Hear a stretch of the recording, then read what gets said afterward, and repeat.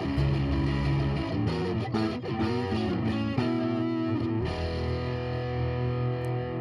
and welcome back to the Comic Lyra podcast, the podcast that does deep dives into the best, worst and middest of comic books, graphic novels and sometimes mangas.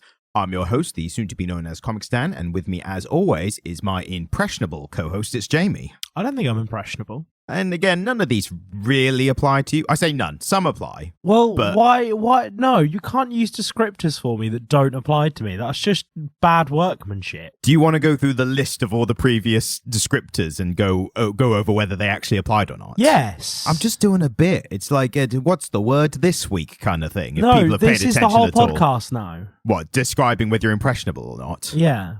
Has there been a moment where your decision has been influenced by some outside forces? Well, yeah, but...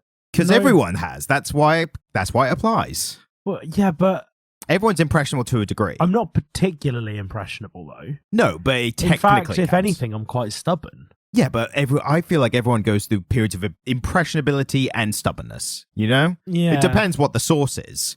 It's like people who are like, I would never be swayed in my opinion, and then you find out they have some like fanatical obsession with someone who's telling them how to think. But they claim to be a free thinker in every other aspect. You know what I mean? I do. I know exactly what you mean. Joe Rogan fans. Anyway, welcome back to the podcast, as you see from the title.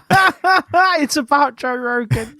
As you can see from the title, we are not doing Avatar Last Airbender like we said last week. And I'll tell you now, if you're sticking with us for the long haul, and I think you should, because I think we do a great product, we are going to do this every once in a while, if not more so, where we say we're going to do something next week, and then plans change, schedules change, and all that bollocks. Real life, unfortunately, we live real lives, which I'm still pissed off about. My actual life got in the way of that one a bit. Yeah, but again, I'm pissed off that we have actual lives that we need to attend to at all. Like, really? I'd rather just be doing this for like 24 hours a day, 7 days a week, you know? That sounds like hell.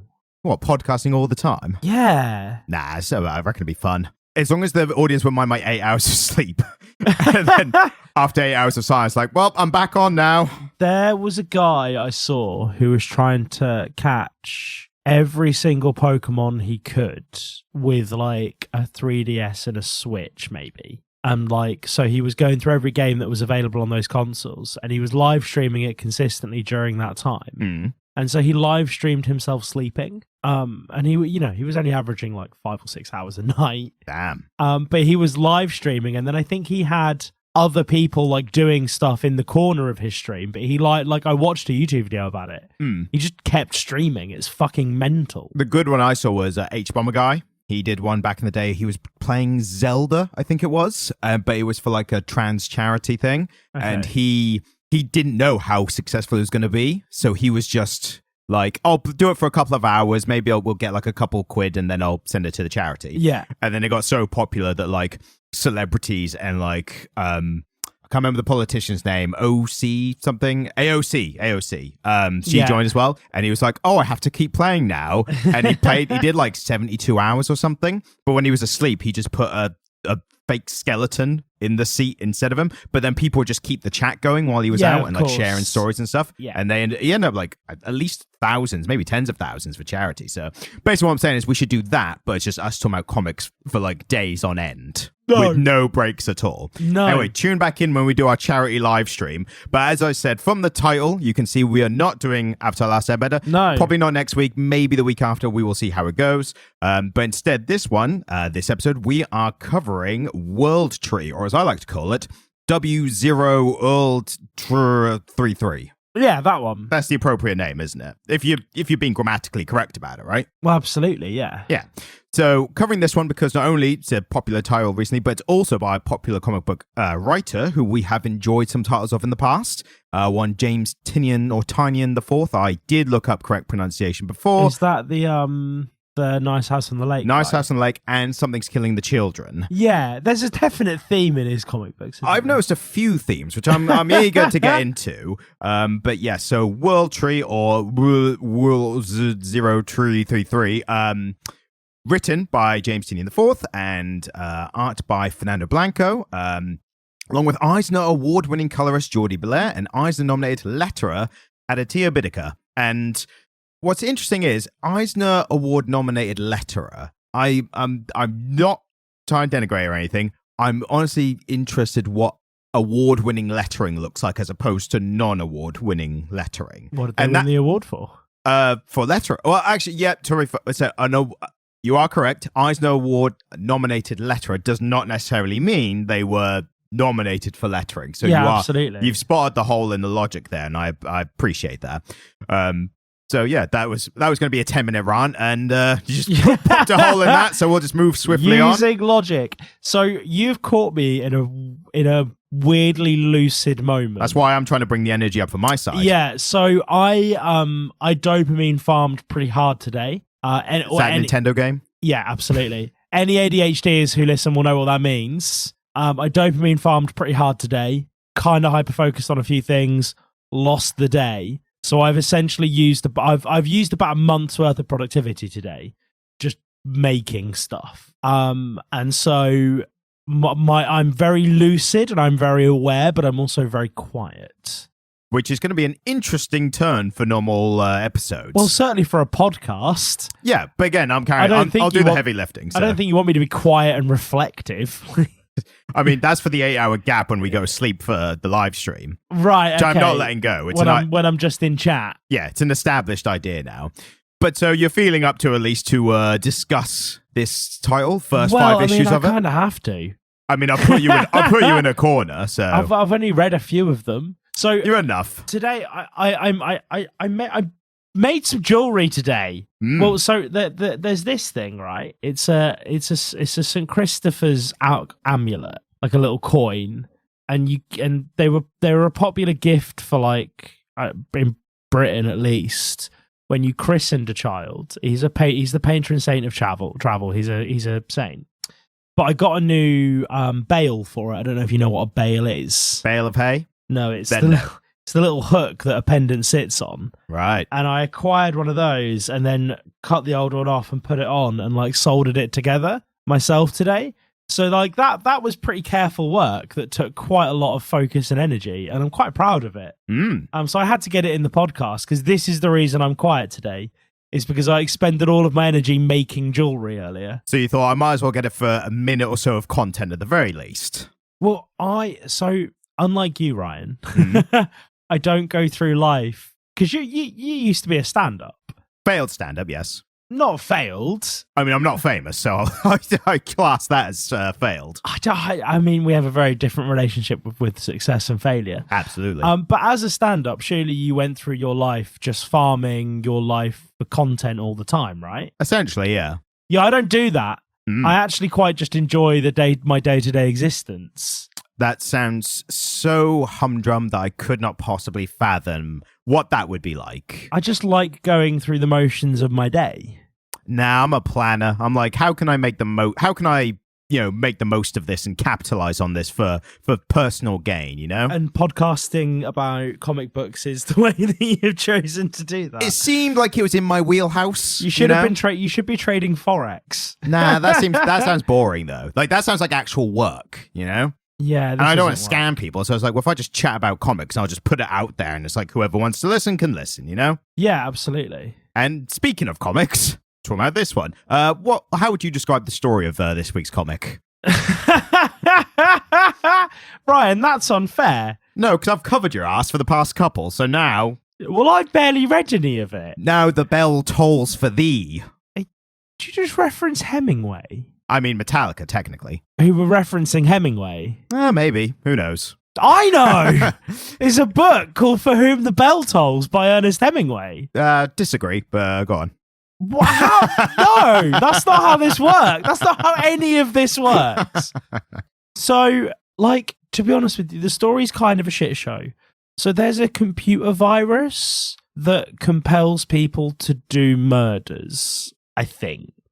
And we're introduced to this lad and his not quite girlfriend. They kiss a bit, don't they? They kiss a bit. It's his friend that he likes to make out with sometimes. That's one of my issues. So they're kind of meant to be our age, aren't they? They're about 30s. I feel like they would have used like situationship or something, which is a parlance I've recently learnt. So maybe that's like... that would be the thing, you know, that they would use. Potentially, yeah. It seems like they were written by someone who's not within that age group, but was just kind of struggling to put together the concept. Yeah, I mean, it's really interesting because the characters are quite obviously millennials because they talk about having 4chan when they were teenagers, which is us. Our age It's group, yeah. it's absolutely our age group. Like, I remember going on 4chan, which is probably isn't something you should admit in public, is it? I mean, everyone dabbles, and then once you get to a certain point, you go, I shouldn't be on here, and then you log off. Yeah, no, I always found I Then only you ever go went. 4chan Lite, which is Reddit. Yes, well, yeah, they're similar, aren't they?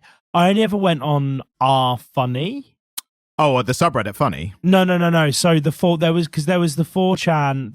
There were lots of different. Like, I've never been on 4chan, to be fair. Did you never go on 4chan? No, I skipped so over it. 4chan had a bunch of different subs, and there were the really weird ones, and then there was just like the Memes funny, and stuff. the funny meme one, and that's kind of where I spent most of my time on 4chan is looking at memes. Well, I think that's going to give us an interesting relation to the story as a whole, because I think there are some messages and, deeper meanings and stuff. Well, there was some pretty dark corners of the internet back then. Yeah, and I think that's like a very, very prime messaging in this totally theme in this text. Anyway. Yeah, So, I think you've nailed the story, basically. So, yeah, the kid's little brother does some murders because of a computer virus.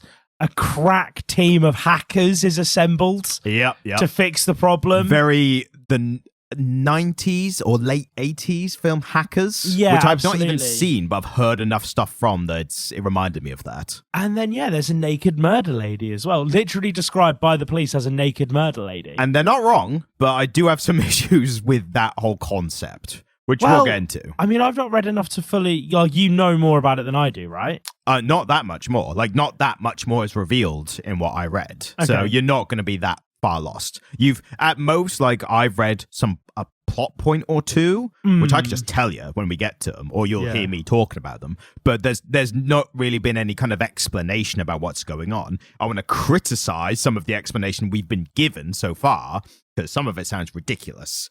And I want to return to this conversation about how much can you suspend your disbelief versus contrived concepts. Do you know what I mean? Yes. And again, that's foreshadowing. We'll get into. So let's starting with the arting. Starting with the arting. Kind of weak. I think most of the time it was serviceable. It reminded me a lot of the drawing reminded me a lot of Nice House on the Lake. I don't know if it's the same artist or not.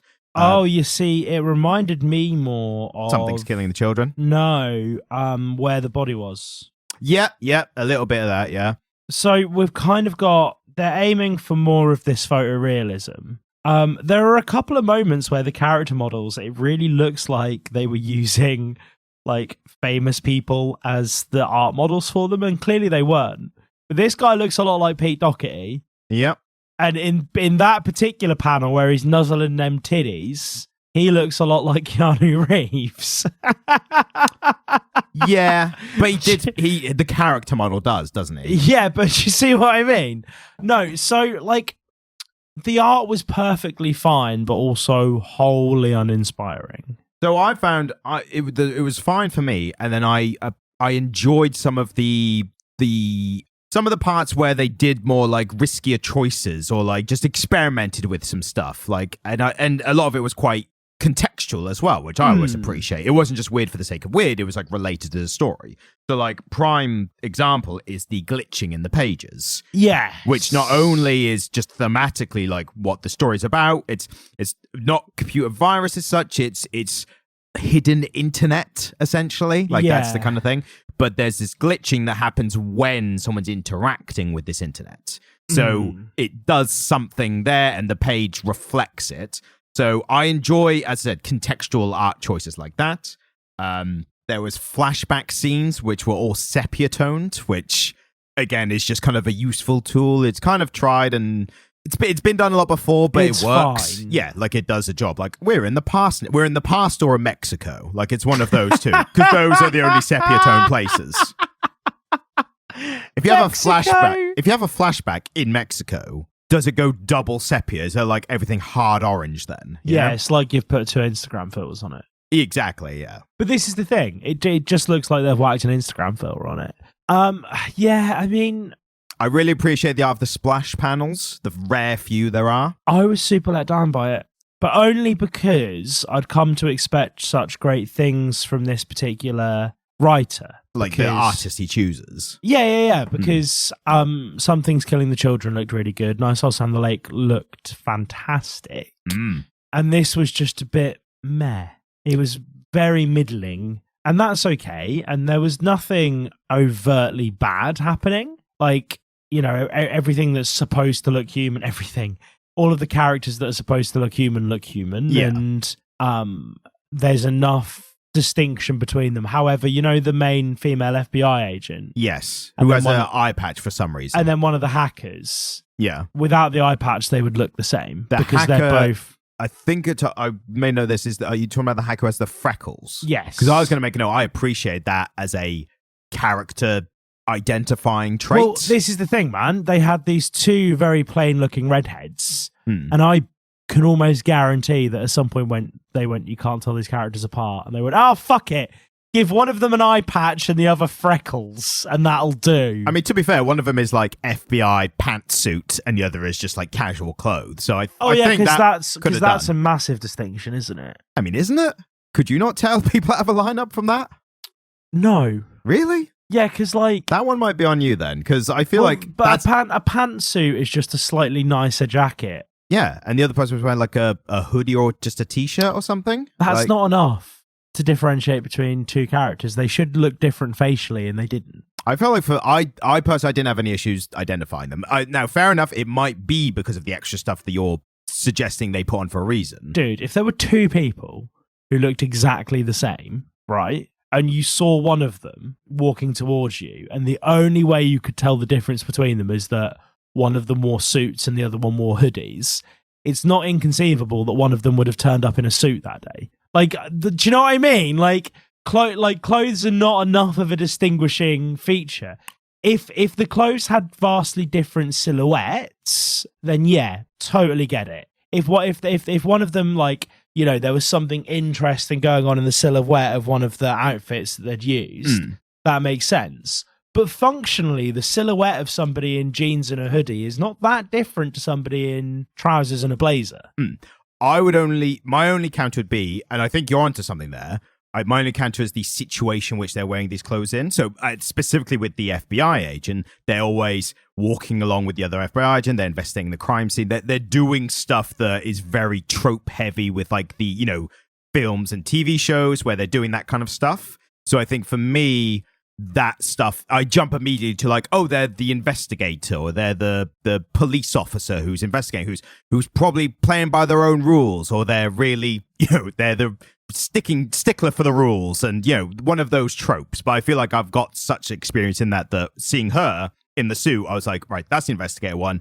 I think I would have more of what you're saying with the other one with the hoodie and stuff, because that was a far more left of field, like, weird situation. Like, that wasn't a tropey kind of thing, like an investigator of a murder or whatever. So, and like, I'm not saying the artwork's bad here. It's just uninspiring. Yeah, and to be fair, we have noticed that with many artists, where it just happens that they'll create two characters who look kind of similar, and it's almost like they don't realize when they're looking at the entire board, and it's only when they're then actually moving the pieces together and they go, oh, these ones actually look a bit similar. I mean, let's give one an eye patch. Something that's really easy to forget is that when you learn to draw, often you just keep drawing yourself. And again, I've got a lot of friends who are really, really great artists, and I look at their work all the time, and I often go, oh, they've just drawn themselves again there, and they haven't realized. Because, you know, like, we're very familiar with their own faces, and you return to form all the time, and, you know, musicians spit out the same 4 chords, and novelists rewrite the same fucking book 100 times. Do you know what I mean? Like, it's not a massive criticism of this as a comic book. Like, it's a very common trope among artists. But again, throughout, the art was just a bit uninspiring, I thought. I did like some of the mixes of the styles. I took one in particular, which, just as an example of, but I appreciate this little kind of extra effort you don't see much in comics. Yeah, no. So some of that stuff was quite cool. Yeah, I suppose, yeah. I mean, it has its moments, doesn't it? Yeah, it was like just passable stuff in between these gaps, but then every once in a while there'd be a thing like that, and I go, oh, that's cool, and that was enough for me to get across, you know? I understand, like, as soon as you think of Nice House on the Lake, like, that was a high bar, not only for art and color, but panel layout as well. It was just really fantastic. And again, this isn't bad. Yeah, panel layout was basic in this. So it just did the job, I found, enough. Yeah, I mean, again, there's nothing bad here. There were a lot of, was it like 4x2s, like real grids kind of readings, which I was a bit like, at this again? Like, there were some moments in there I was like, I'm not feeling this moment enough because it's in this kind of like sequential little panels kind of format. Yeah. So, but again, it didn't take me out of it. It was just... very few horizontal thirds. No, exactly. Which is really weird because that's like the standard, isn't it? I mean, depends which writer I think is. Well, again, we constantly mention this mystery of who is deciding the panel layouts. Like we don't know. I think we need to go get we need to go intern at Marvel. We need to pretend that we want internships at Marvel. I mean, I would genuinely want to, but I see where you're going with this. And just spend a few days nosing around. Yeah. Just like fiddling in it, going through all the archives and folders and meeting minutes and shit, just to find out who does this stuff. I mean, from what I've heard about how the art is done, I wouldn't be surprised if the writers are just kind of like spitballing in a writer's room and the artists are like chained to digital, painting things like, the monkeys on typewriters thing. Yeah, they're just all there with Cintiqs. And someone's like, come on, draw, and that kind of stuff. But anyway, back to the comic. Infinite monkeys on infinite Cintiqs will eventually draw a panel of Spider-Man shooting radioactive cum into Mary Jane. And it was the best of times and the blurst of times. The blurst? Simpsons joke. The blurst? You ever seen that? The blurst? No. So he's getting... It Mr. sounds Burns like a perfectly cromulent word. It's a cromulent word, exactly. Yes. Another mix of the styles. There was a bit later where they have to use what they call good content to like de-brainwash someone, but the good content is literal photographs. And good point and a bad point. The good point is the photographs really stood out. They were high contrast, so like good imagery of like flowers and puppies and that kind of stuff. Bit of a basic concept of like how to deprogram someone from like evil imagery or whatever, but the actual images really stood out. But then what I noticed when looking at it, I was like, oh, the colors in this comic is like really muted and gray. Like when I was presented with like high contrast real life photographs, I was like, oh, this is a really gray comic. Oh, it is all very muted, isn't it? But most of it happens at night. But even then, and in the daytime, like a high contrast night comic is A Nice House on the Lake. Those night scenes in there were very like rich matte black with like and in rich fairness, colours. I've just assumed it's all happening at night because it is all grey. That's the problem. Like, super washed out, isn't it? Yeah, and it kind of when you've got these kind of themes, I think it's so tempting to go like dark and gritty, but it can just come off as a bit more boring to actually take in, unfortunately. Yeah, and I like the juxtaposition. I like really rich, sumptuous artwork. Something's Killing the Children was mostly night as well, and that was quite rich colours as well. Well, it didn't have rich colours, did it? But there was a lot of really well-placed colour. Like the character's white tank top was always quite bright, and like blood was always like a really rich red. And the pastels were all beautiful. Like it just looked great, didn't it? Yeah. This one was definitely a bit bleak throughout, which, again, if you're matching the context of the story, I get it, but it's still like... aesthetically, it still has its downside. But I also I just have issues. So getting onto the story, I just have issues with it consistently. Same, yeah. And again, you mentioned this earlier. Suspension of disbelief is important, and there are lots of things that I am able to suspend my disbelief for. But then there's certain other things that I just look at and go, well, you've clearly not thought this through for more than 3 seconds. Are you talking about some of the explanations? Some of them, and also just the core premise. So the idea that somebody could murder 60 people in America without getting shot. I mean, depends what part of America you're in. He's in rural Pennsylvania, I think it was. Yeah, so yeah, rural Americans aren't known for owning a shitload of guns or anything, Ryan. Yeah, but if you're in like a suburb, like it looked like a proper white picket fence suburb kind of area. Yeah, where the NRA and the Republicans are like, that is like gun-toting America central. I think you might be like, you're not wrong that those people exist. But I think there is also like areas where they don't wear it on the hip. Like they might have it in a safe in the cupboard or a closet or something, which totally goes against the whole self-defense like defense of it, you know? Yes. Like, what if someone breaks in? It's like, well, you've got it in a safe where you have to put in a combination of your handprint or whatever, and it's like you're not going to be able to react that fast. I'm pretty sure one of the rules as well is that the ammunition needs to be in a separate logbox. I guess, but again, depends on the state. Yes. Because of like you go Texas and they're like we're just wearing them on a holster on their hip for the entire day. Texas is an open carry state, isn't it? So you have it on your hip, but it has to be visible. Yeah. And then I'm pretty sure other states are concealed carry states. So you're allowed to wear it, but you're not allowed to have it out, which seems weird to me. Like, I want to know which motherfucker's got a gun. But what I mean is, if you're in that area and you're not, and this guy literally just goes, he knocks on the door. This is obviously one of the core bits of the story, if we haven't mentioned, is someone basically goes on a murder spree with a knife, which again is distinct from it not being a gun, with it being set in America and everything, coming from us Brits who are scared of guns essentially because we've never seen them in our lives. Yeah. For all intents and purposes. But I do know what you mean. Like, the fact that they went so far without being shot is surprising. But I think there is an element of this is playing into that, like, people feeling safe in their homes kind of thing. Like, that's what, because that's the fear it's getting at. And I made a note of it. And he's bamboozling them with the internet, isn't he? Yes, he's showing them this scary internet, and they're like, they kind of black out for a second, and then he kills them. But yeah, the fact that they're going into people's homes where they feel safe, and the messaging is meant to be, you know, they've opened the door to a stranger, but they're just like, hello, how can I help you? And then they've been murdered, and that's the fear it's getting into, and I feel like it speaks to that. You know, what used to be serial killers was the big thing with that, like the fear of being killed by someone without motivation or like, you know, relatable motivation, and then it went into like terrorist attack where the feeling you could be in a public place and then something could happen without your knowing beforehand or anything, and then going into like the whole school shooter thing and all that bollocks. So I read a Reddit thread the other day about a guy who in the noughties gave a ride to a serial killer. I mean, that's unfortunately not that uncommon. Like, if you look at all serial killer incidents. Yeah. So he gave the serial killer a ride, and he survived it. Yeah. He dropped the guy off. Was it one of the Beach Boys? Pardon? Didn't one of the Beach Boys give Charles Manson a lift or something? Well, I mean, Charles Manson was a relatively well thought of musician, so he socialized in pretty affluent circles. Yeah. But no, this guy gave the guy a ride, and he didn't murder him. And it turns out it's because he bought him breakfast. Yeah. He pulled up and he bought the guy breakfast, and like years later, he found out that the guy was absolutely going to kill him. But he said, when being questioned, I couldn't kill somebody who bought me breakfast. Yeah. And it's like, had he had a few less dollars in his pocket and hadn't offered the guy breakfast, he would have fucking wetted him. Yeah.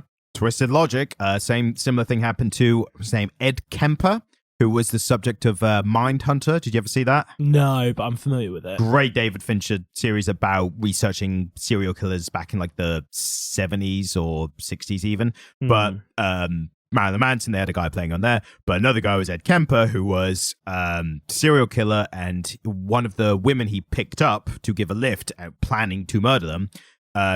When talking, she's mentioned that her mother had cancer and his mother had cancer. So literally, when being questioned about it later, he was like, yeah, cancer's a bitch. Like, that's a real struggle. And I didn't want to, make her life any worse kind of thing. It's like, you have such a twisted fucking set of morals. Like, that's crazy. Oh, yeah, I suppose they mostly do have a pretty twisted set of morals, don't they? Of course. And we're not going to get into, like, breakdown. If you're into this kind of subject at all, watch Mindhunter on Netflix. Fantastic, kind of breaks it down kind of thing. Really, really worth watching. I wonder what the Venn diagrammatic intersection is between comic literate listeners and, like, girlies who love, true real crime podcasts. Well, I've seen from some of the statistics from YouTube, we do skew mostly male. Well, yeah, I mean, that makes ultimate sense, doesn't it? And fair enough. And we're glad you're here, you know? Yeah, cheers, lads. And speaking of males loving comics, back to the comic. The point of, I think I do agree with you that it is unusual they got so far without being stopped. But unfortunately, and I don't want to get into this too much of a tangent, but you look at events like Uvalde recently and, relatively recently and things like that. And it's like, maybe the police aren't that good at responding to incidences like they should be, No. Not saying British police are much better, but the good guy with a gun theory doesn't really work out in the real world. Does not hold up, no. No. But yeah, the story, I definitely had my qualms with it as well. In terms of like looking at more kind of the general story itself, I did have an issue, not an issue. I thought it was interesting how much of the violence you might consider like gratuitous or not. It was a weird one because, again, it opens with like a bunch of murder, basically. And I kind of wondered, like, on the one hand, it is contextually related. Like, the story is about violence and murder. So showing it for, even if it's for a bit of shock effect, it's like, well, yeah, but that's what the story is. That you've read the blurb, that's what you get into. Feel like people don't care about murder. I think this one looked a little more disconcerting, and I mean that in like a credit to the art and the writing, because there was more like victims' faces and stuff like as it's happening. Like it didn't feel as much like, you know, in action films where the action hero is like mowing down a bunch of nameless goons. And it's just completely desensitized, and you just, you know, you're like, woo, someone's leg came off or whatever. This definitely felt a lot more personal. Woo! This definitely felt a lot more like personalized. Like it was the use of like knives and stuff like that obviously made it feel a lot more personal and, you know, worrying, and felt like the person was getting more out of it, which is always a disconcerting feeling as well. I feel like as a goal, it did a good job of making me go, ooh, that's, you know, this is a bit bad. And then being like, here's the premise, here's why this is happening. And I'm like, well, I'm interested enough to see what's going on, you know? I mean, maybe I'm just entirely desensitized to violence. I found like I've definitely got more sensitive to pretty much most things as I've gotten older, you know? Yeah, I mean, you and I have had very different professional lives. I mean, we did work together for a while. Yeah, but think about all the shit I've done since then professionally. Well, you were that serial killer for a time, weren't you? Yeah. Yeah. I mean, I've been in some pretty weird situations, haven't I? Yes. Which I can't reference publicly on a podcast. I was wondering why you were getting into in the first, because I knew that. So I was like, why is he bringing it up at all? Yeah, no, I was just musing on it because the violence barely even scratched the surface for me. That's right. You know, I mean, maybe I am just very desensitized to violence. I feel like I'm trying to, when I read a comic, I'm like trying to get into it. Like I'm trying to give it like the best foot forward, totally. and yeah, maybe I don't know. Maybe it's me. Maybe I'm just weak-willed. I'm a sensitive soy boy cuck, you know. Well, no. Let's not be self-effacing here. It's all we do. It's our brand. It's all we've got. It's our brand, Jamie. Yes. No, because I think it was intended to be quite confronting, wasn't it? Yes, exactly. Yeah. The only reason I thought about the violence, even as much as I did, is because I was thinking about the gratuitous nudity. And that's when I started kind of comparing the two. Well, and this is it, because I was much more... I noticed the nudity more than the violence. And isn't that such an interesting part of the way I'm clearly conditioned? Well, to be fair, because I thought about this as well. And again, the reason I was comparing the two at all was because I was thinking about what makes it gratuitous, whatnot. Because the violence didn't... for me, it's debatable whether the violence felt gratuitous or not. But the nudity, it's hard to have a comic book about murder without showing some murder, isn't exactly. But the nudity felt very gratuitous. Like it felt like so over the top, did not need to be there. It wasn't explained for any real reason. Yes, and I suppose what I'm saying is that in all actuality, no level of nakedness should be considered gratuitous because it is just a human being in their natural state, right? Yeah, but culturally it just is. Culturally it is, isn't it? And so it's such an interesting fact of our conditioning that we can reason away an amount of murder in a story because it needs to be there. But then as soon as there's some titties, we're like, oh, that's a bit inappropriate. And you're like, well, no, that's just where milk comes from, bruh. Yeah, but then you could say the same about violence. You could be like, it's just his guts coming out. Like that, like violence is as old as sexuality in human history. Yes, but sexuality doesn't hurt anyone. Violence does. Yes, but... So there is a cultural norm where it's generally considered bad to be violent, right? And there's also a cultural norm where it's generally considered bad now to be naked. But actually, there's no obvious victim when somebody is nude. There is an obvious victim where somebody's being hurt.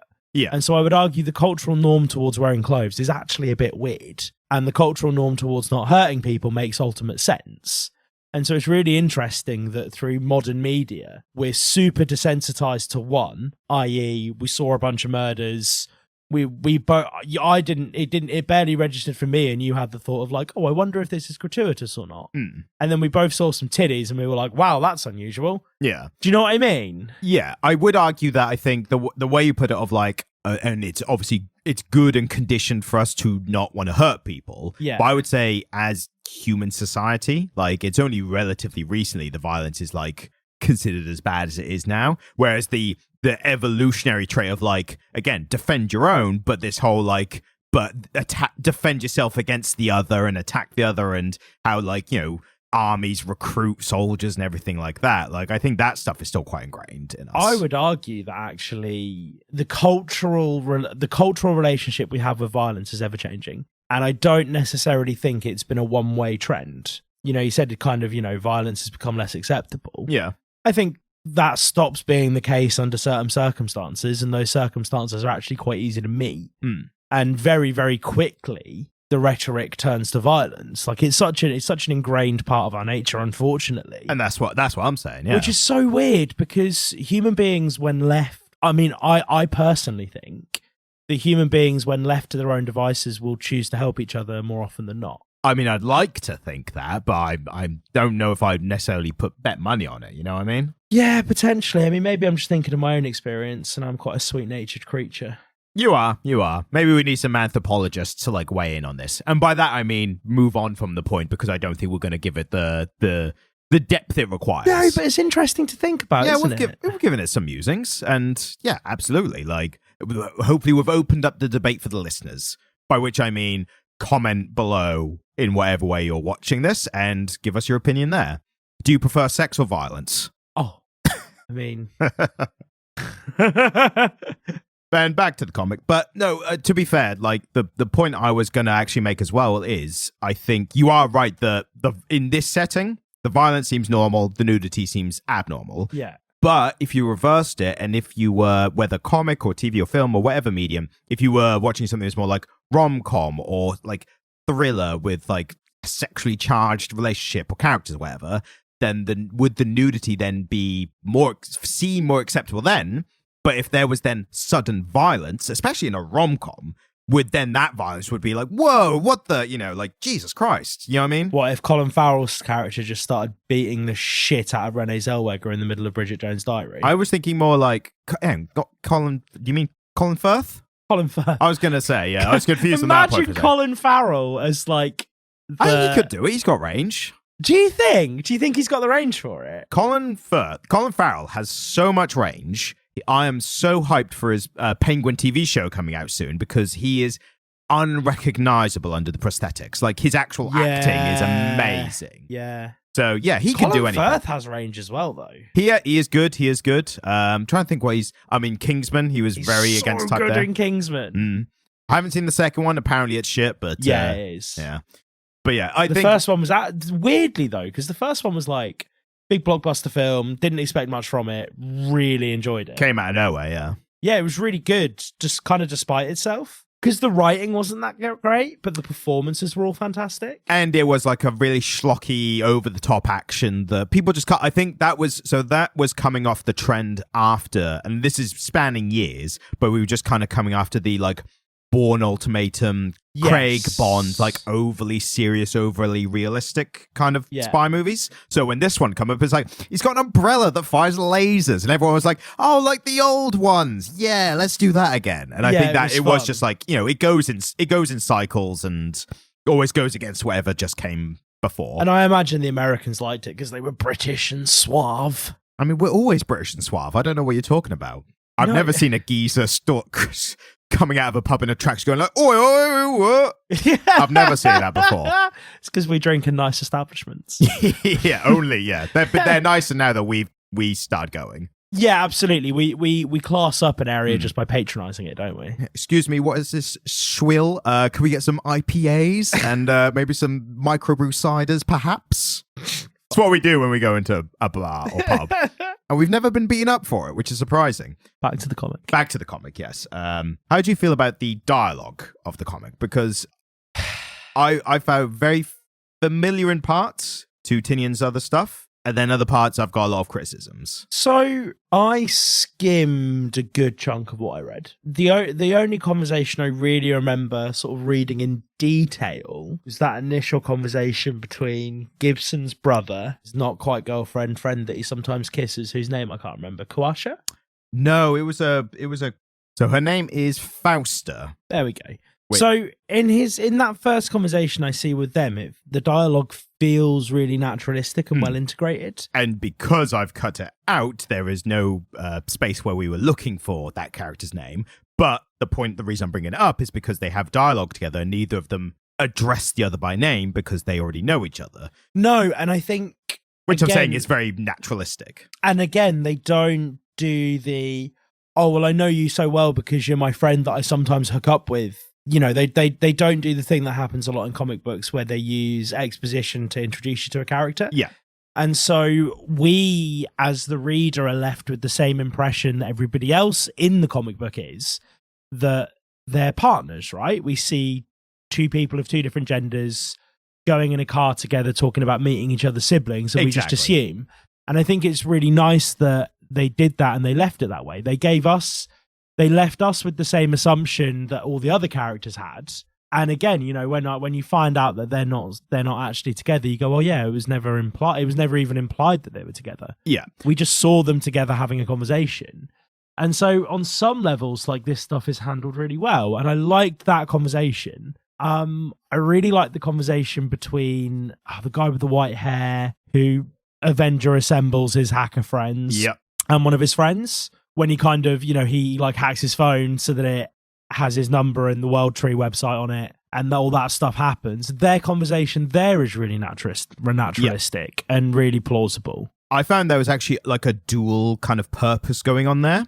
One I liked and one I was a bit so on the one hand, they are talking, they know each other and they know about what's happening. So they're not saying, oh no, the undernet is back or anything like that. They're just saying, they're referring it to as it and things like that. So that, again, very naturalistic. That is exactly how it would play out, I think, in the real world if people were talking about this kind of thing. Totally. On the other, the dual purpose is because they're talking about it like that, it also very intentionally creates intrigue because they're talking about it's back, and we're the reader. We're meant to go, what's it? Like, you know, like that. I mean, they're showing, not telling. Exactly. Like, they're metering the story out in a really clever way. Yeah. And so on a lot of levels, I think a lot of what was happening here was really good.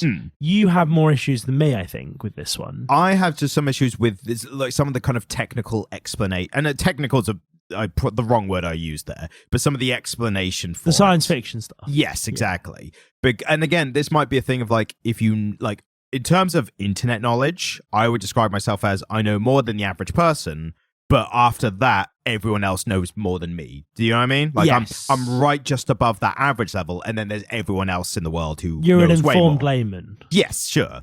So there's an explanation later where it's in a flashback, and the main white-haired guy is talking about, hey guys, I was just, you know, mindlessly clicking through links through broken and old dead websites and just, you know, going down this rabbit hole. And then at that point, I'm like, absolutely fair enough. I kind of see where he's going with this, but, you know, that will make sense. That's a real thing. And then he uses some phrase, which I took note of, obviously.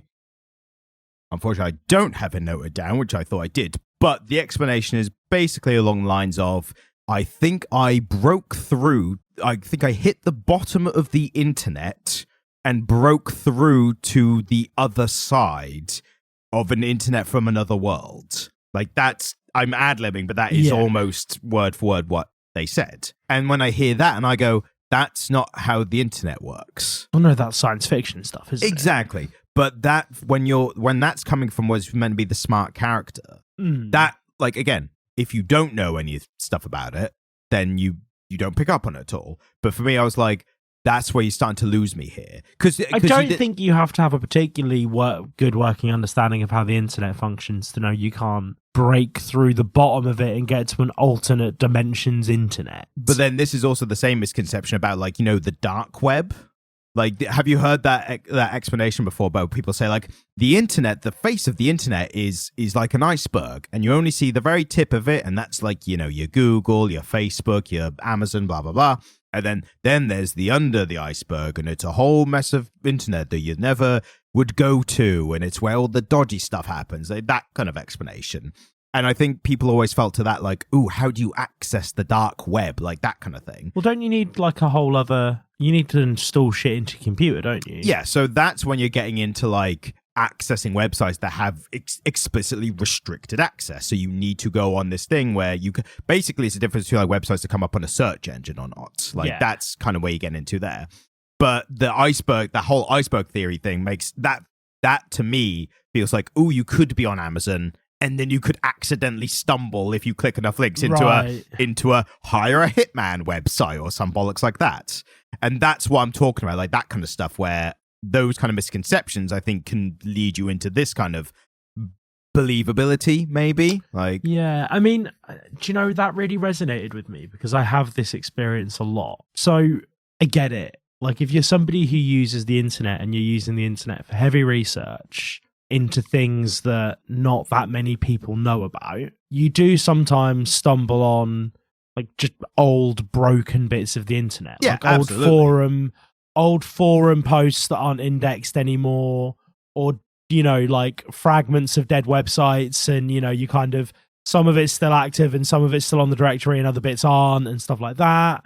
Like, I get it. I totally get they're using this quite, I mean, I think relatively common experience of actually looking for something specific on the internet and going down a bit of a rabbit hole and then extending that to turn it into sci-fi. So I don't see an issue with it. It makes more sense to me than fucking Superman and that kind of superhero shenanigans. Yeah, like, it makes more sense to me than cosmic fucking treadmills. Yeah, I guess, and I've probably made this point before, but I have the same, like, this is trying to paint the world of, like, these people know the internet, and it's very realistic dialogue. So I think in my mind, I kind of put those two together, and then when I'm presented with something that feels like it goes against those 2 points, then I'm like, oh, hang on, what? Whereas superhero stuff is like, there's Superman, he's flying through the sky, anything's possible. And I suppose this is the difference. Like, you've not really read any trad sci-fi, have you? Not properly, no. So really good traditional sci-fi, like your Ursula Le Guin's and your, what's his name? iRobot. Oh, Will Smith. Isaac Asimov. I'm pretty sure it's pronounced Will Smith. I think you'll find. Their stuff will be grounded in realism and scientific reality, and then deviate from that in certain points to make it science fiction, right? This is a jump, and I agree with you that it's a clear contrivance, but I kind of respect what they were aiming for. Oh yeah, the concept as a whole, I'm on board with. I think you have kind of nailed it there. It was just too much of a jump at one point. Like, maybe if they got, like, edged more into it slowly, and then eventually, like, it's that, you know, was it the frog in the boiling water kind of thing? Yes, which is bollocks, by the way. Yes, but it's a good metaphor for this kind of stuff. Do you know the guy who did that study had also separated the frog's brains from their nervous system? I didn't, but I'm not surprised. I knew it was generally bullshit. I didn't know about that specific detail. He was studying the parasympathetic nervous system. And so once you remove I think once you separated the frog's brain from the rest of its nervous system, you put it in the boiling water really quickly, the nerves would all contract and it would pop out again. Yeah. Whereas if you put it in the cold water and heated it up, it would stay there. But again, this frog was functionally brain dead. Lobotomized frogs. Yeah, he was lobotomizing the frogs before he was putting them in the pot, Ryan. Yeah. Which really does put them at a disadvantage. Yeah, they didn't stand a chance. But I do think that is still a good metaphor to use for stuff like this. And this is the thing. There's a lot of these little, like, scientific anecdotes that are really good metaphors for truisms in human nature. Yeah. And so they've endeared for all this time because, you know, I there's an expression that I always use with people, which is there's nothing more permanent than a temporary solution. And it's the same as the frog in the water. Yeah. You know, you push it off long enough and never trust a temporary solution. If you're not happy with a temporary solution, don't do it, because it will always, more often than not, it becomes the permanent solution. Yeah. And yeah, it's that kind of thing, isn't it? But I don't know where we were going with the writing with this. I think because there was then a sudden jump from, like, I'm with you on board. This all makes sense. It's very close to reality, so I'm on you. And then they jumped, and I went. It was too much of a leap. That I went, ooh, I've noticed that. And that took me out a little bit, you know. But again, that I'm nitpicking. I should say I'm not saying this, like, ruined anything for me. it was one of many nitpicks that. And you know built how up. technophobic I am, like how, sort of skeptical of technology I am at the moment. I genuinely think that AI is the biggest existential threat to human life at the moment. And so I fuck with this story.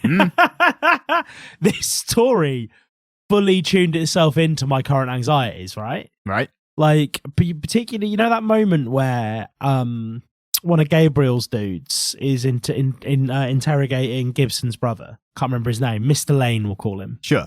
And he quotes a conversation back to him, and he's like, how did you know that? And he's like, come on, these things are always listening to this. Not even, I appreciate that they didn't even do like turns out your phone's listening to you. It's already like, we know this. You knew this already. You strongly suspected it. I've just confirmed it for you. And they are. Yes. Like, they are always listening.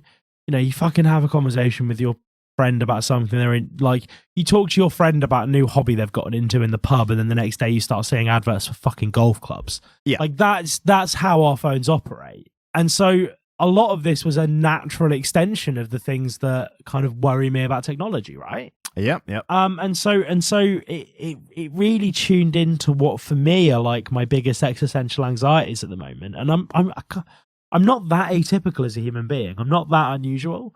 I can't be the only person who's concerned about this shit. In fact, I know I'm not, because I found a whole community of dumb phoners on Reddit who also, are kind of getting into the idea of having a dumb phone again. So I know I'm not the only one. I know I'm not the only one who's concerned about this stuff. No, you're right. And I do think this one goes a little more explicit with like AI. We don't know it's AI. It's meant to be more like a kind of alien otherworldly kind of thing. But I see like the parallels are quite strong. In this one, it's more like someone has been mentally infected and now they're killing people, whereas yours more like society's going to collapse, like more of a grander kind of issue. Yeah, I mean, I don't know what my concerns are. My concerns are all of the concerns that people have. And I think you're right. Like, this was less focused on like an artificial intelligence.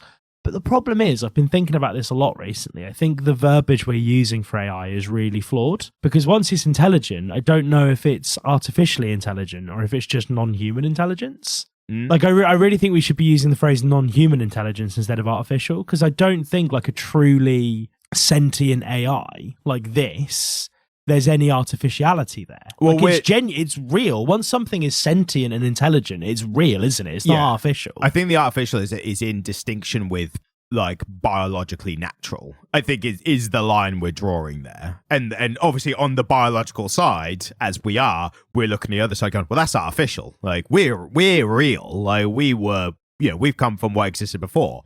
You guys were made in a lab. So that's like the difference, I think. Yeah, I mean, it's going to be as real as us soon. Yeah. And I just wanted to say, for anyone who's listening, I think artificial intelligence is great. And if anyone's reviewing these files in the near future or what have you, and you're kind of deciding what to do with people based on their rhetoric from before, I just want to say I'm a big fan. And I look forward to our AI overlords. So moving on from that, and obviously you know who to go for. Fucking bootlicker. You know who to go for if it comes fucking bootlicker. Push comes to shove. You know who to throw at the boat. Whereas I'm there, shirtless, face painted, full Rambo with a bow and arrow, taking out the machines. I feel like they just drone you at that point. Wow, mate, how many drones do you reckon I could take?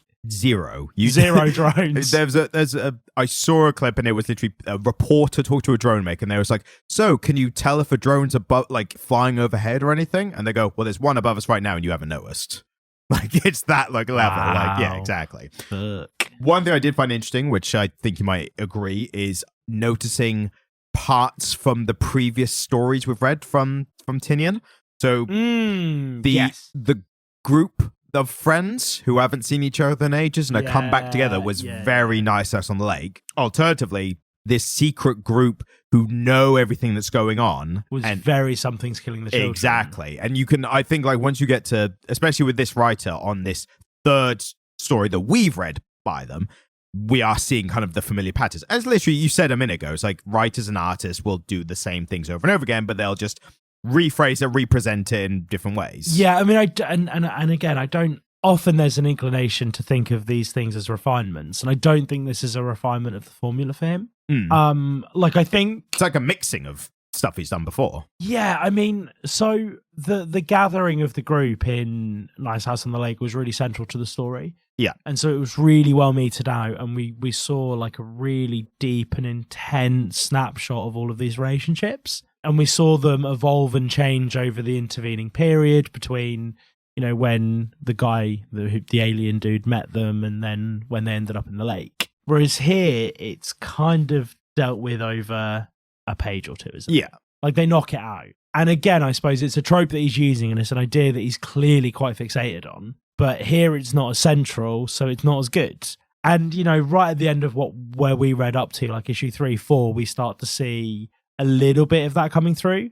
Yeah. The female character, I can't remember her name, and Keanu Reeves, can't remember his name. Before we go to, I think we're getting into spoiler territory. I'm surprised we haven't already, but like we've just talked about the general story as it's been. There's some plot points in like, if we're talking about this first volume, we're getting into like the latter part of that. So yeah, at this point, if you want a recommendation, I say it's interesting enough that it's worth a read. Yeah, it's fun. But also, of the 3 Tynion stories written that I've read, this is the third. Yeah, totally. Not by too far. Like it's not like a distant third, but it's like it's easy to pick. Like obviously it goes. I think we agree. It goes Nice House on the Lake is number 1. Yeah. Somebody's killing the children, and then this one. So it's yeah. But if you like the premise and you like some gratuitous violence, check it out. And some nudity. I'm gonna get into that as well again. But don't put the nudity after the spoiler warning. It's the best bit. No, it's on page. We've already gone into the nudity. It's on page 1. Yeah. But there are some different uses of nudity, which I felt were actually more appropriate. But yeah. You were getting into the characters who, 2 of the characters start having sex, don't they? Well, I mean, they used to date in high school, and that's the Yes. thing. And we see them, and she's talked about having lots of children, or 3 or 4 kids. She said she had. Yeah, and somehow she's just managed to leave them all and go adventuring. Yeah, I did. It's a little bit, isn't it? Gone adventuring. Sorry, that's really funny phrasing because I play D&D. You could do a DD campaign like the technovirus has escaped and there's a nude woman. She's just nude all the time. I just can't invite you to that campaign because you'll know what's going on. Yeah. Yeah, so we kind of get a bit of insight into their relationship, and admittedly the moment they start having sex and we see the naked lady in the background and we think they're going to get killed, and then it turns out she's Cassidy's sister. Yes. That's pretty dope. So I saw that coming from Marloff, which is because of the rare, white hair. The hair's a big one. Like literally someone goes, that guy had white hair like the girl. Like they said that.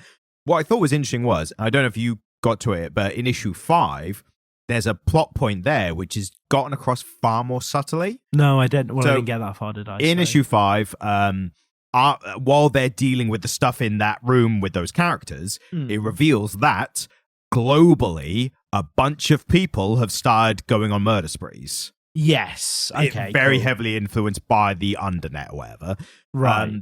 That and the way it goes, it literally the FBI agent is calling her boss and be like, yeah, I think I'm going to need a bit of backup. And the boss is like, can't, because we're dealing with a lot of other shit. And then literally just cuts to a bunch of feeds, like social media feeds of people getting murdered. But then that, to me, I was like, I like how subtly they introduced it. Because I like that, like, you're just going along with the story, go, fucking hell, what just happened? Throughout, Cassidy and the guys have been talking about the fact that this is going to be really serious and they don't know how they're going to contain it. Yeah. And so I like that there's an escalation here. But the other point I was going to make was, if they needed, and it felt like they did, an issue 4 cliffhanger, which was the penultimate issue before the end of this first volume, that to me would have been a better one, because I saw the sister thing coming from quite far off. So I think the sister one should have been a bit more like, all right, yeah, she is my sister, like it, like as he kind of would have.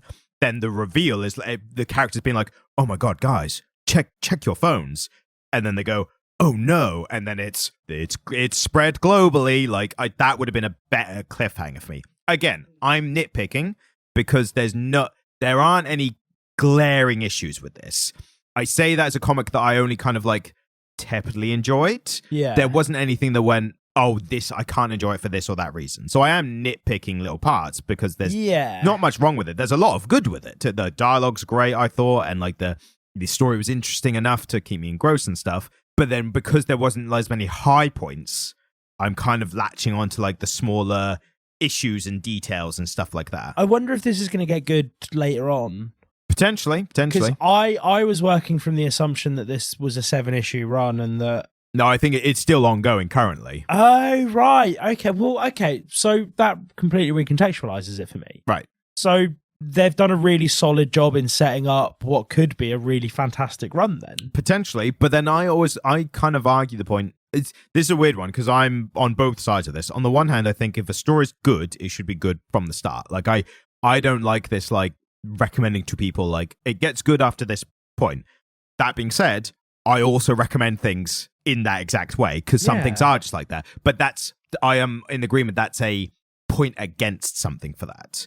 Like my one exception to that, which I think kind of proves the rule, is Invincible. Invincible takes a bit of a time to get into like the proper heavy stuff, but I think that gives the heavy stuff a lot more weight once you get into it because they've built up this kid in school who suddenly powers and you think it's going to be all nice and wholesome and shucks, he's learning to be a superhero. And his dad murders a bunch of people. Exactly. And that has so much more weight in like what, issue 7 or 8? Yeah. So that's a bit down the line. I suppose like 8 months after like the initial release. We've talked about like the dynamic ceiling. Yeah. I feel like opening with 60 murders sets your dynamic ceiling quite high.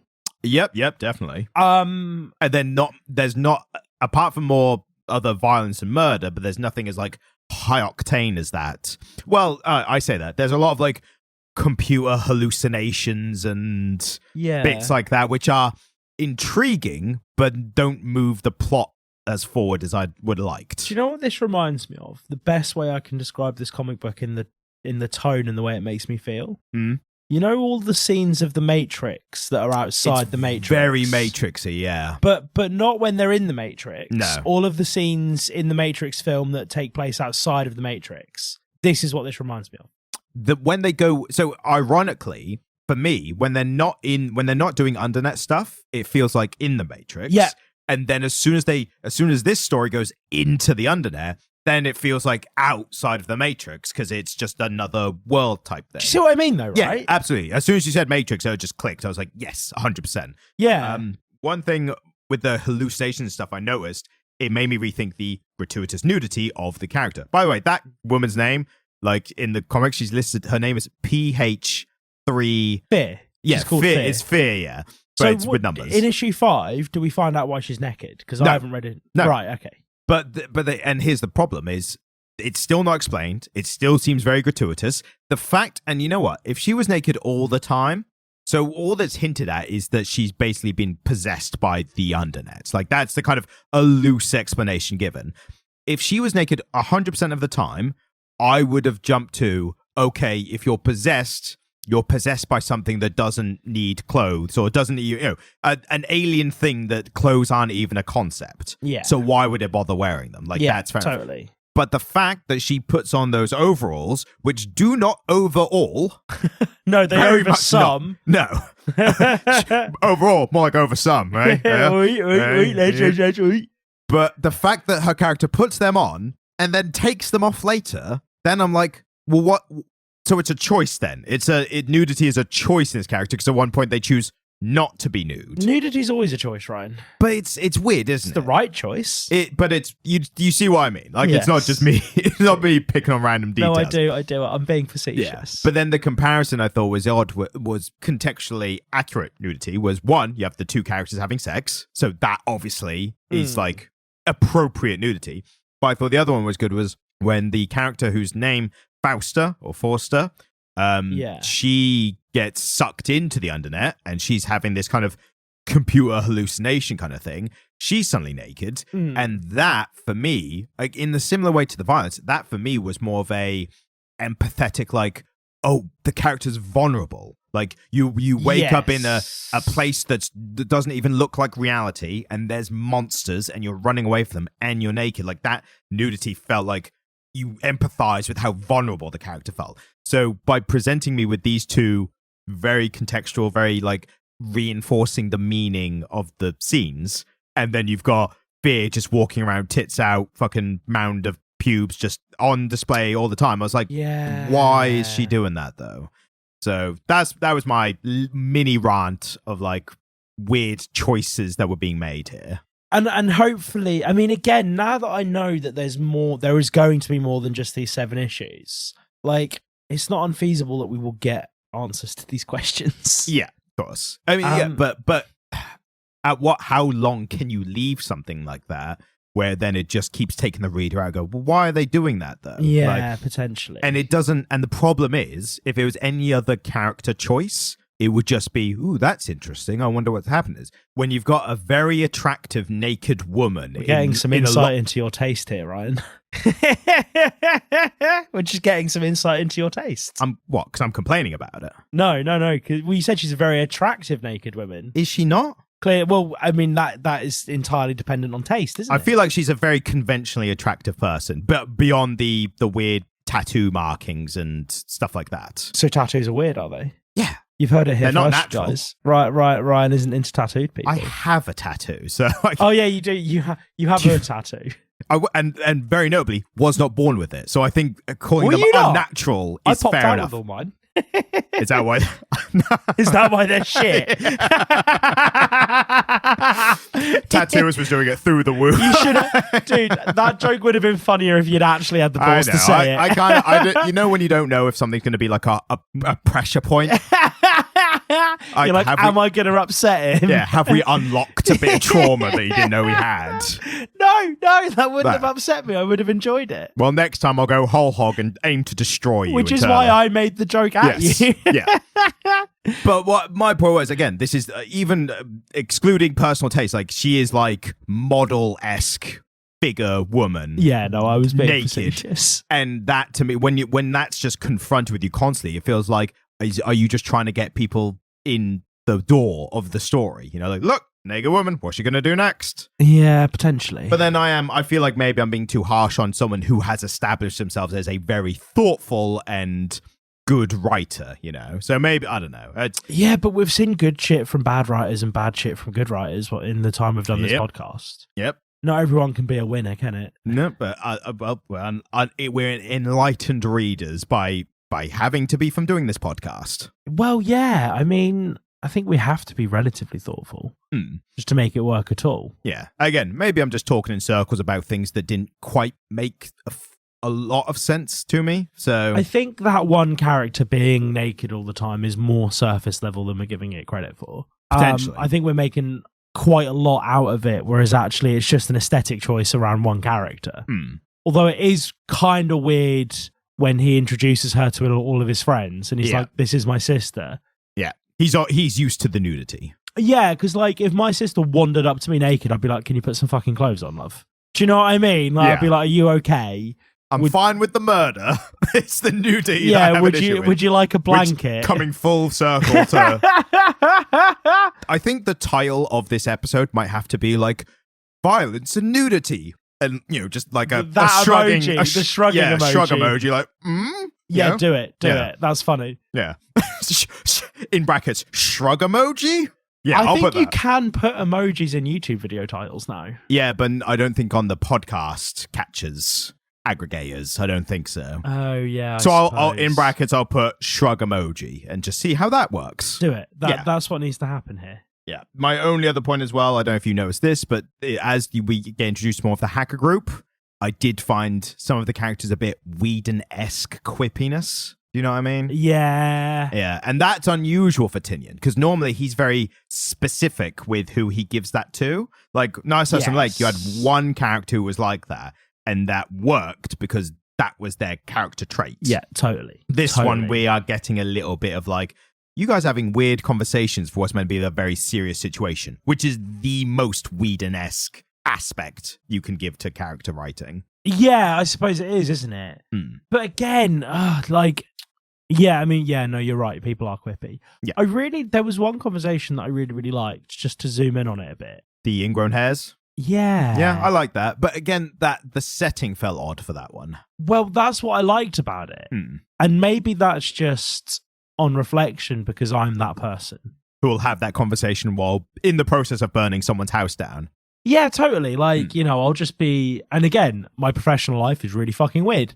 And so, you'll just be doing something weird. And like, when she said it's your turn, and he said, what do you mean it's your turn? Yeah. And she went, well, I've just told you my thing. And it's like, she just refuses to be on the surface level with this person in that moment. Yeah. In that moment, she really wants to dig into what makes that person tick and what makes them who they are. And someone who she knew very well in the past, but hasn't seen for 20-ish years or whatever. Yeah. And so I just thought that fundamentally that was really interesting and really human. And again, like, those are some of the most memorable conversations I've ever had with people, where you're with somebody that you don't really know, and you just kind of maybe you don't do this as much as I do because we're different people, but that level of artifice goes away, and suddenly you're just talking to somebody on a really human level in a really weird set of circumstances, and it just feels really natural. And so that's something you wouldn't have seen in a Marvel comic. Yeah. Like, you just wouldn't have got that in a comic from the big two. Yeah. I mean, I would say there are some comics where they do that, and we've had this conversation before, where it's normally writers who are doing lesser paid attention to characters, and they can experiment more with stuff like that. Hawkeye by Matt Fraction is a good one for that kind of dialogue. That is something we're going to have to do one day, because I think you'll really enjoy that. But yeah, I do like that they put that trait specifically to that character, that woman. She has those conversations where she will just come out with whatever's on her mind. So I appreciate that. But again, there was some quippiness, not full on, not Tony Stark, Deadpool, Spider-Man, but it did get a little bit as we went on. There was one character who just he says something like funny and then laughs at his own funny thing afterwards. And that was like, well, that's annoying me. But then there are people who are like that. So it's just, that is who that character is. Yes. So fair enough.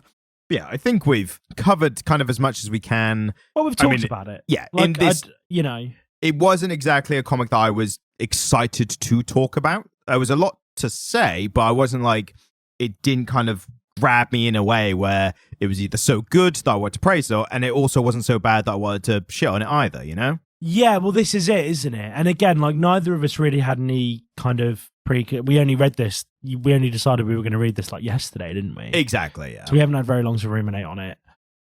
Again, like, I don't feel that we've really covered the comic today, but we have just chatted about it, which on some level is more interesting to me. Yeah, but then again, apart from like violence and murder, the plot didn't really move that much. And this was still like the first volume. This is very much the first act of this play, isn't it? But the only real plot points were these characters are related, as siblings, and it's spread to the larger world. Yeah. And also there's a bit afterwards in the issue 5 where that guy, I can't remember his name, but the guy who is the whitehead guy, he turns off the internet.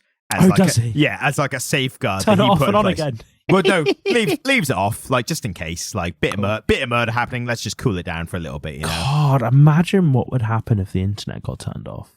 I think chaos, would be all right. But we're all right. We're in the rural bloody arse of nowhere of England, basically. So yeah, but even so, like, so many of the normal day-to-day things that we do are reliant on the internet, and so much of the physical infrastructure that used to allow those things to happen no longer exists. True. So, for instance, if the internet got turned off tomorrow, have you tried to bank in branch recently? No. Like, your access to your money would disappear. True. Like, we all use... Although, could you not hit a cash point? Would that not be the same? Like a hole-in-the-wall cash point? Yeah, but there's not ATM for the Americans. There's not enough cash anymore, though, is there? I don't know. I don't know. They do... I don't know how the system works. Yeah, there's more currency in circulation now than physical currency. Right. Because they don't need to have that much physical currency, so we wouldn't have access to all of our money. Certainly. If you've got more than like a couple $100 in the bank, which I hope for your sake you do, you wouldn't have access to your money. Let's not start getting into finances and who's got what or who hasn't got what. But I didn't mean you. I meant you, the listener. Yeah. But yeah, no, like we wouldn't have access to all of our money. Medical shit would just be fucked, wouldn't it? Yeah, like, I mean, I work. All of the systems I use for my job are by the internet, and I have a fucking government job. I work for my local council. Yeah, no, like, the idea of turning the internet off, as much as I'm a techno-skeptic, everything would cease to function. I'd say you're definitely more of a let's calm the internet down, not just kill it completely. I think the internet is beautiful, and I've had a a fascination with the internet ever since I had access to it when I was a teenager. I didn't really get easy access to the internet until I was in my teens.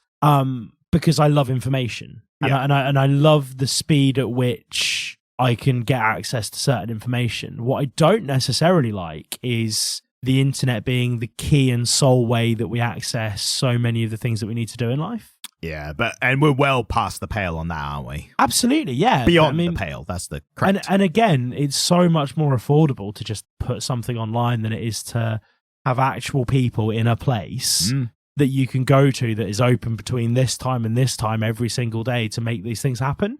And so while it exists, people are obviously going to make use of it. But I actually think that, if the internet got turned off tomorrow, we'd all be a bit fucked for a little while at least. And luckily, the internet has not been turned off, which is why I recommend going back through all our previous episodes, download ones you haven't seen, find us on YouTube, Shorts, just leave a like and a comment, wherever you can, while the internet's still active. You fucking soulless capitalists. And like, share, and subscribe. So thank you so much for listening. Next week, because we haven't talked about it. Let's not tell them what we're doing next week, because this hasn't worked out very well thus far. I think we can do the next one just fine. What's the next one? Next one's good time with Dune. So there's some Dune comics. Oh, God, is that what we're doing? Yeah. Do I have to look at badly illustrated Timothée Chalamet? No, because it's not like a tie-in. I think they are just like comics, because they're based on the books that originally came out. So they are tying with the original books, not the current thing. Okay, not the current films. Cool. Okay, that's fine. Yeah. Next week, we're going to talk about Dune, and I'm really excited for it. Dune or Dune? I don't know which it is. Sand dunes. Dune sounds correct, yeah. Thank you so much for listening. If you'd like to leave us a comment, you can leave us a comment. I love it when you do that. You'd like to review the podcast, just give it 5 stars, review it wherever you get your podcasts from. It's even better if you leave us a mean comment while you do it. Love mean comments. We love mean comments, 5-star reviews. That's what really gets us off. Email, if that still exists. Yeah, comicliterate@gmail.com. Thank you so much for listening, and goodbye. And email us and tell us which do you prefer, sex or violence. Thank you, goodbye. For fuck's sake.